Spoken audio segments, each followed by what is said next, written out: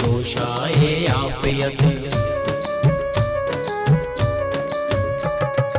इसके साए में शामिल है रब का करम। कोशाए आफियत, कोशाए आफियत। ऐ परिंदो मुबारक हो नीला गगन, और भौरों को महका हुआ यह चमन, और भौरों को महका हुआ यह चमन। जो जहाँ भी थके डगमगाए कदम। कोशाए आफियत, कोशाए आफियत, कोशाए आफियत प्रेमाशरम। कोशाए आफियत प्रेमाशरम। कोशाए आफियत, कोशाए आफियत, कोशाए आफियत, कोशाए आफियत। और ये तेरी साड़ी पर ये खून कैसा लगा है? छोटे सरकार, वो कागजात तो मैंने पहले ही बदलवा दिया। शाबाश गोस खान, आज तो तुमने कमाल कर दिया। मगर ये चारावर वाली बात तुमने पहले क्यों नहीं सोची? नहीं, आज कहते हैं चरावर छोड़ दो, कल कहेंगे घर छोड़ दो, और फिर कहेंगे कि ये काम ही छोड़ दो।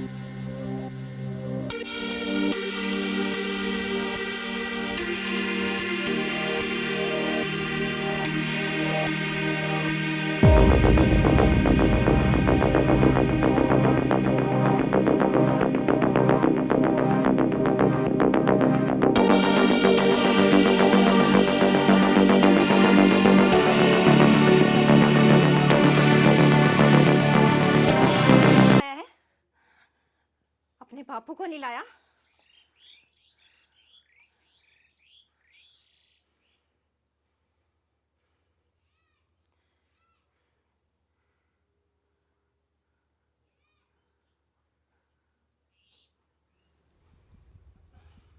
बापू, तेरे दिल में क्या है मैं जानता हूँ। जो तू सोच रहा है मुझे मालूम है। बूढ़ा हो गया, हाथ कमजोर हो गए। तो फिर ये बल्लू किस दिन के लिए है? क्या अपनी माँ की बेइज्जती का बदला भी नहीं ले सकता? इससे तो मर जाना बेहतर है। बेटा, मरने की उम्र तुम्हारी नहीं, मेरी है। बापू, उसे तो नहीं छोड़ूंगा। काम खत्म करके खुद थाने चला जाऊंगा, चाहे फांसी चढ़ जाऊं। बेटा, काम तो तुम ही करोगे, लेकिन थाने मैं जाऊंगा। तुम सीधा घर जाओगे और किसी को भी जाकर कुछ नहीं बताओगे। बापू, उसे मारूंगा भी मैं, और थाने भी मैं ही जाऊंगा। बेटा, काम चाहे बेटा करे चाहे बाप करे, एक ही बात है। मगर थाने जाना एक बात नहीं है, इसलिए थाने मैं ही जाऊंगा। बापू, उसे मारूंगा भी मैं, और थाने भी मैं ही जाऊंगा। अरे बेटा, अगर तुम थाने चले गए तो मैं वहां जाकर कहूंगा कि बल्लू झूठ बोलता है, काम मैंने किया है। हम दोनों फंस जाएंगे। तेरी माँ का क्या होगा?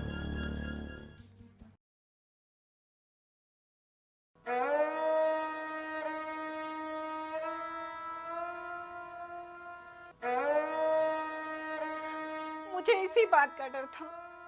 हाय राम, मैंने चरावर वाली बात बताई ही क्यों? तुम दोनों ने तो बहुत बुरा किया। तुम दोनों के गर्म खून ने मुझे कहीं गाने रखा। अम्मा, अम्मा, अम्मा।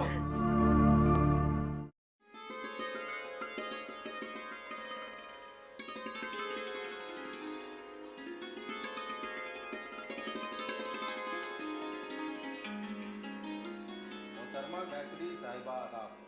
मैं बहुत जल्द गोरखपुर पहुंचा। यहाँ लखनपुर में बड़ी सरकशी होने लगी थी। मेरे कारीगर गौस खान ने बहुत हिकमत अमली से इसको दबा दिया। अब मेरे हालात बेहतर हैं। बहुत जल्द आपकी खिदमत में हाजिर हो जाऊंगा। जो जिम्मेदारी आप मेरे सुपुर्द करेंगी उसको पूरा करने की कोशिश करूंगा। ईश्वर से उम्मीद है आपको मायूसी नहीं होगी। गोरखपुर आना खुद मेरे लिए खुशी की बात है। आपका दुआ हो, ज्ञान शंकर।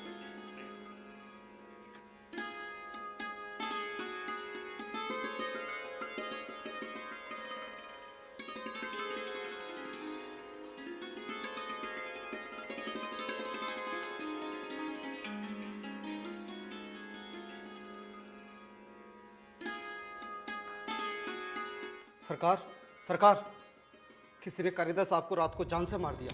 क्या?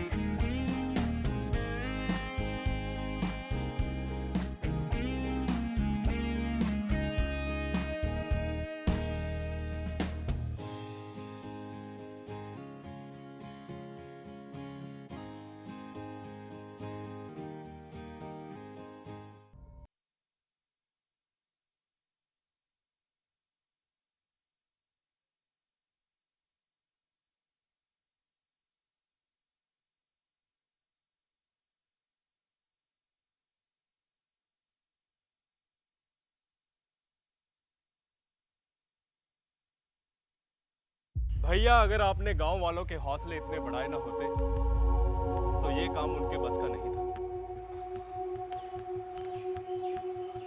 मैंने लाश का मुआयना किया। ये कत्ल तो एक ही आदमी का किया हुआ लगता है। देखिए अब कौन कौन इस लपेटे में आता है। मनोहर तो बूढ़ा हो चुका है, उसके हाथों में इतना दम नहीं कि गौस खां जैसे आदमी का कत्ल कर सके। इन सब में तो वो लोग शामिल हैं जो मनोहर के साथ रहते थे। मगर मुआयना साहब कह रहा है कि चोट एक ही आदमी के हाथ से लगी है। और वैसे भी बिना किसी पक्के सबूत के किसी भी बेगुनाह को कत्ल के जुर्म में फांसना जुल्म होगा। और अभी तक ये भी कहां पता चला है कि मनोहर सच कह रहा है या नहीं। कानून इस तरह के एक बाले जुर्म को नहीं मानता। बराए मेहरबानी आप अपना इंसाफ अपने पास ही रखें। गौस खां के दुश्मन मनोहर और उसके साथी ही थे, तो फिर कोई दूसरा उसका कत्ल क्यों करेगा? अब देखिए कौन कौन मुजरिम साबित होता है।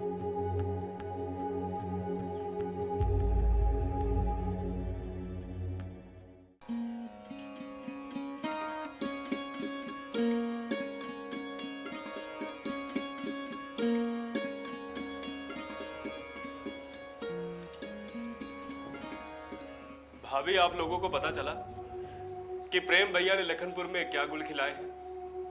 उनका हौसला देने पर गांव वालों ने गौस खां को कत्ल कर दिया। अरे प्रेम शंकर भैया, कैसी बातें कर रहे हैं आप?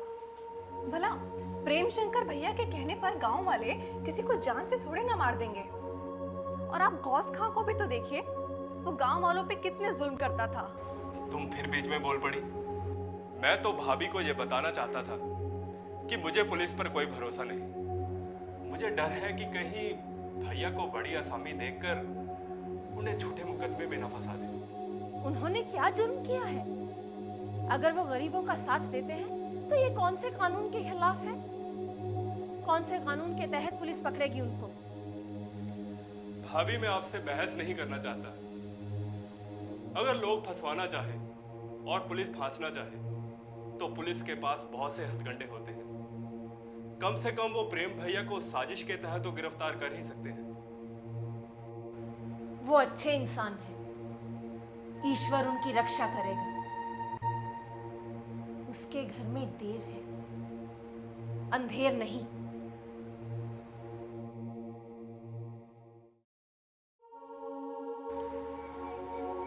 लपट भैया, दुखरन बेचारा बीमार होकर जेल के अस्पताल में पड़ा हुआ है। पता नहीं उस बेचारे का क्या हाल होगा।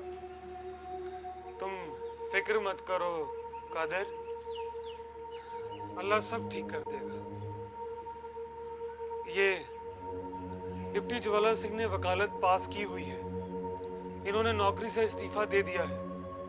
अब आप लोगों का मुकदमा यही लड़ेंगे। हमारे डिप्टी साहब की शोहरत तो वकालत में बहुत दूर दूर तक पहुंच गई है। मैं एक दिन शहर गया था, वहाँ तो बहुत से लोग डिप्टी साहब की वकालत की तारीफ कर रहे थे। अंदर अदालत चल रही है, चुप रहो। वकील साहब, मेरा नाम रमजानी है। मेरे पास 200 बीघा जमीन है, 4 गाय और 4 भैंसे हैं। लेकिन साहब क्या करूं, मेरा पड़ोसी हबीब मेरी जमीन को हड़पना चाहता है। साहब, मैं उसके खिलाफ मुकदमा लड़ाना चाहता हूं।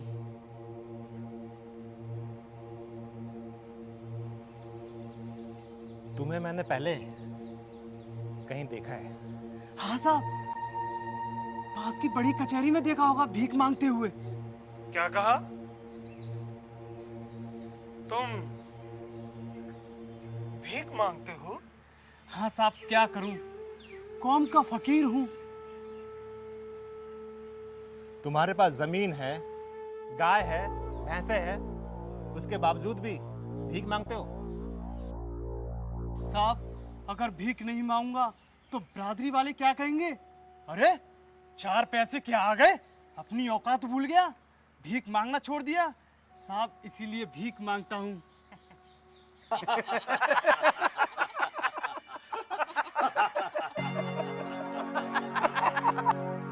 हंसने की बात नहीं है भैया, ये तो बिरादरी के मान सम्मान की बात है। अरे कौम का फकीर हूँ तो भीख तो मांगूंगा ही। अरे लखपति करोड़पति सेठ क्यों ना बन जाऊं। मगर तुम ये क्यों नहीं सोचते कि दुनिया में बहुत से ऐसे लोग हैं जिनके पास खाने को रोटी नहीं है। बेचारों की मजबूरी है भीख मांगना, और तुम उनका हक काटते हो। तुमने अगर एक भी आदमी का हक काटा तो वो तुम पर गुनाह होगा। तो क्या तुम्हें खुदा माफ करेगा? ये बात दिल को लगी साहब, लेकिन बिरादरी का ख्याल है। देखो, अगर सवाब कमाना चाहते हो तो जाओ, जाकर अपने बिरादरी वालों को समझाओ कि जिन लोगों पर ईश्वर की रहमत है वो भीख ना मांगे।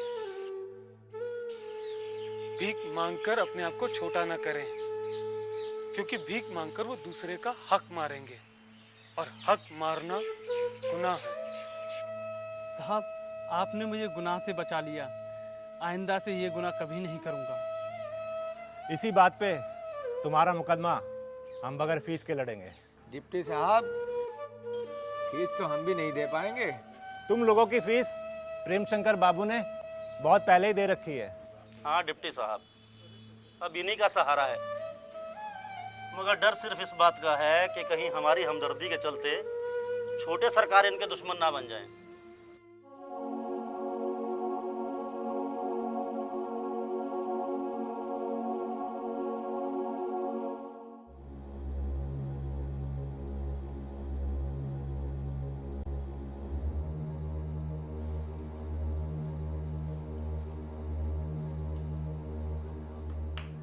क्या बात है दरोगा साहब? हमें आश्रम की तलाशी लेना है। बाबा, मैं बात करता हूँ। जी कहिए, क्या बात है?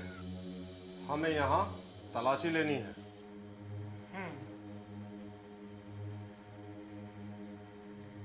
अगर मुझसे मुतालिक कोई भी पहलू है तो जाइए, शौक से तलाशी लीजिए, मुझे कोई एतराज नहीं। दरोगा साहब, हमें पूरा यकीन है कि हमारे प्रेम भाई साहब का इस कत्ल से कोई लेना देना नहीं। हम इनके दुश्मन नहीं हैं। अगर कोई सबूत इनके खिलाफ नहीं मिला तो हम इन्हें बेवजह मुकदमे में नहीं रखेंगे। दारोगा साहब, आप अपनी कार्रवाई कीजिए।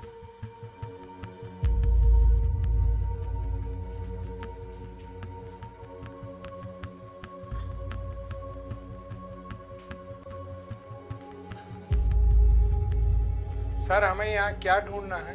सबूत ढूंढना है। कौन से? ज्ञान शंकर ने प्रेम शंकर को बहुत से खत लिखे हैं। उन खतों में सबूत हो सकते हैं। जाइए, उन्हें ढूंढिए। बहुत अच्छा सर। मुझे तो ये कोई साजिश लगती है। यहाँ कहीं ऐसी चीज तो नहीं कोई जिससे मनोहर वगैरह का ताल्लुक हो?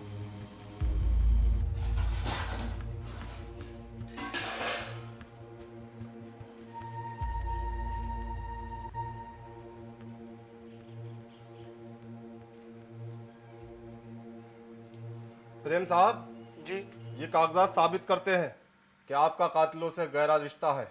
आपने हमेशा उनकी हिम्मत बढ़ाई है। ये कत्ल भी उसी का नतीजा है। इसलिए मैं आपको गुलाम गौस खां के कत्ल की साजिश के सिलसिले में गिरफ्तार करता हूँ। बताओ, प्रेम जैसे ज़हीन बच्चे को भी पुलिस पकड़ के ले गई, और वो भी कत्ल के मुकदमे में, गौस के कत्ल के मुकदमे में। चाची, भाभी पर तो पहाड़ ही टूट पड़ा है।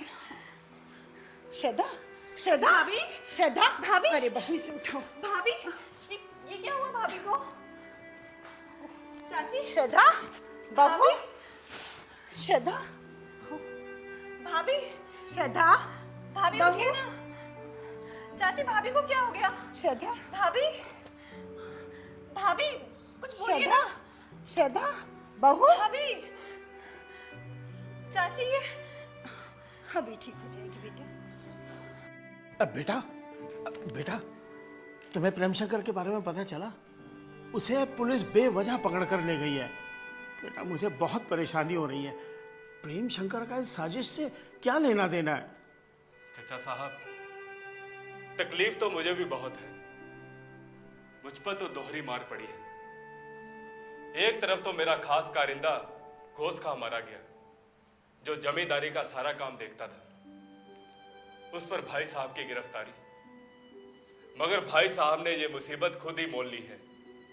ना तो वो गांव वालों से इतनी दोस्ती करते कि उन पर कोई मुसीबत आती। मैं तो कहता हूं ना ही गौस खां मारा जाता। वो कहते हैं ना, कोयले की दलाली में हाथ काले। बेटा, क्या बताऊं, मेरी और भैया की थाने न जाने की कसम थी। घर में चोरियां भी हुई, पर हमने रपट नहीं लिखाई, सिर्फ इसलिए कि तफ्तीश होगी, पुलिस आएगी, गवाही देने के लिए कचहरी में भी जाना पड़ेगा। बेटा, सारी इज्जत खाक में मिल गई हमारी। जमानत तो हो जाएगी ना? वो तो हाकिमों की मर्जी पर है। तो बेटा तुम जाके हाकिमों से मिल आओ, आखिर वो तुम्हारा भाई है, तुम्हारी भी तो इज्जत है। इसीलिए तो मैं जाना नहीं चाहता। क्या ऐसे नेक, काबिल, पढ़े लिखे सगे भाई की सिफारिश करने से तुम्हारी इज्जत चली जाएगी? किस दावे पर उनकी जमानत करवाऊं? क्या जमानत से आकर वो अपना रवैया छोड़ देंगे? वो तो मुझे भी ले डूबेंगे। मुझे मालूम नहीं था सगे भाई होकर के भी तुम्हारा दिल इतना सख्त होगा, मगर मैं अपने भाई के बेटे को भी जलील नहीं होने दूंगा।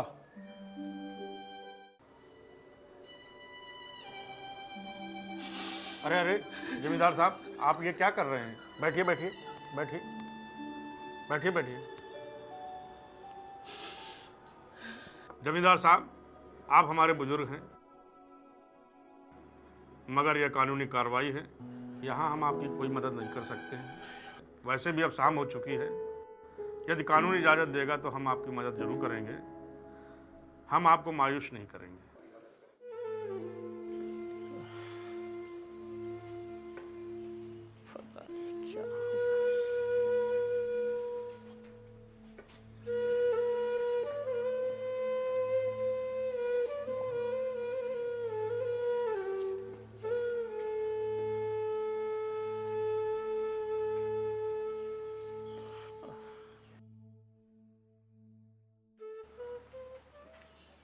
चाचा साहब, चाचा साहब। हाँ बेटा।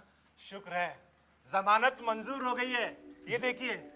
जमानत मंजूर हो गई बेटा।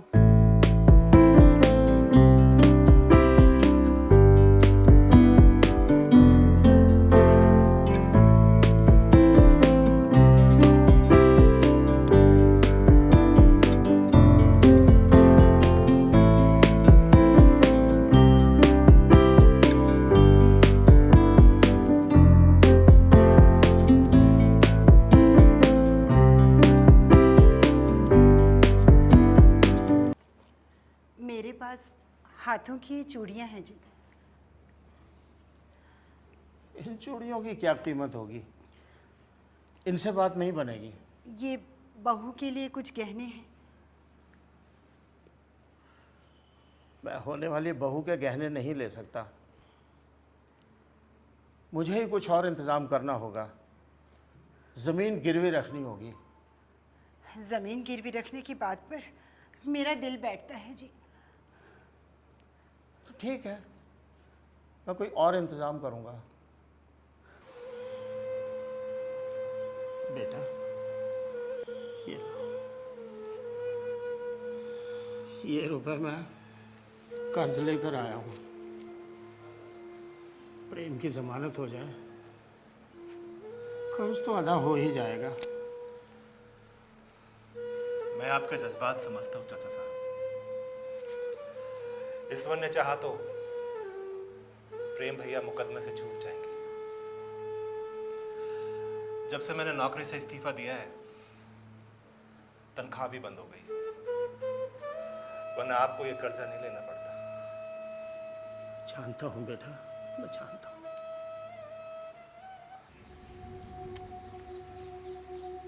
प्रेम शंकर बंद जटाशंकर आप ही हैं? जी मैं ही हूँ। आपकी जमानत भर दी गई है, इस कागज पर दस्तखत कर दीजिए। क्या है इस कागज में? ये जमानत के तौर पर जाति मुचलके के कागज हैं। अच्छा, और अगर मैं इन पर दस्तखत ना करूँ तो जमानत के तौर पर आप नहीं छोड़े जा सकते। तो ठीक है, मैं इस पे हरगिज दस्तखत नहीं करूंगा।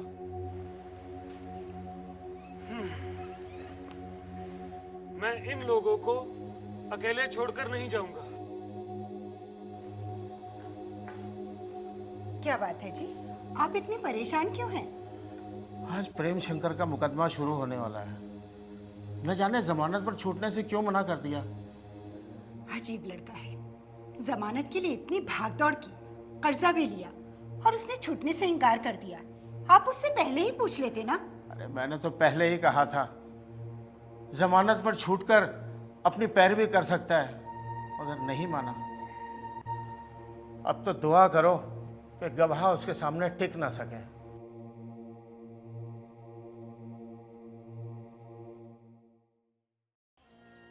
जैसे मैं समझाऊं तैसे बयान करने हैं। हाँ वैसा ही बयान करने हैं। रात को तू कहा गया था? दरोगा जी ने बुलवाया था। हाँ दरोगा जी ने बुलवाया था। दरोगा जी बहुत इंतजार कर रहे थे। हाँ दरोगा जी बहुत इंतजार कर रहे थे। दरोगा जी बहुत गुस्सा में थे। हाँ दरोगा जी बहुत गुस्से में थे। अरे यार कैसे कैसे को पकड़ लाते हो, बकवास में बकवास किए चले जा रहा है। अरे हवलदार साहब, ये दिमाग का ऐसा ही है।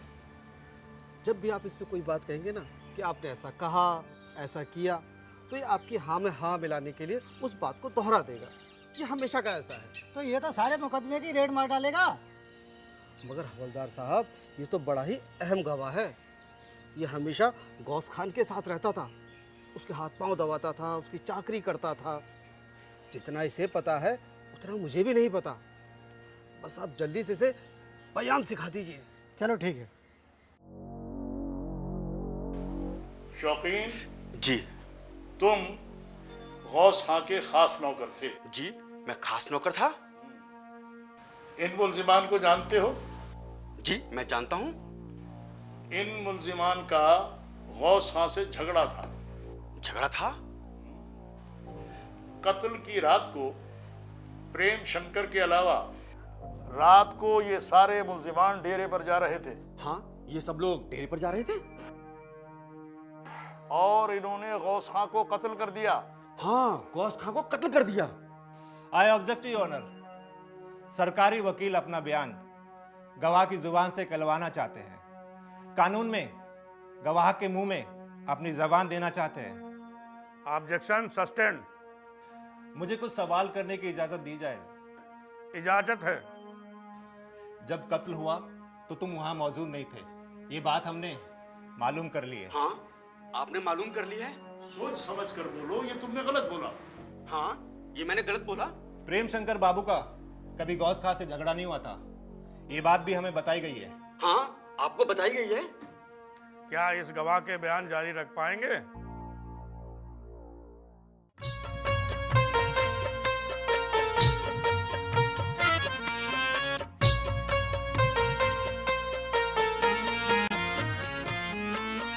प्रेमाश्रम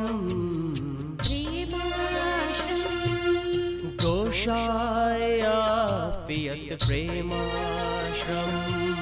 ऐ परिंदो मुबारक हो नीला गगन और भौरों को महका हुआ ये चमन।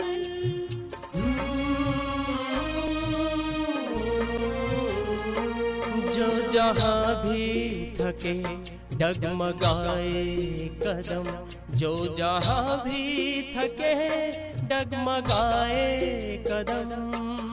गोशायाफियत प्रेमाश्रम। गोशायाफियत गोशायाफियत गोशायाफियत गोशायाफियत।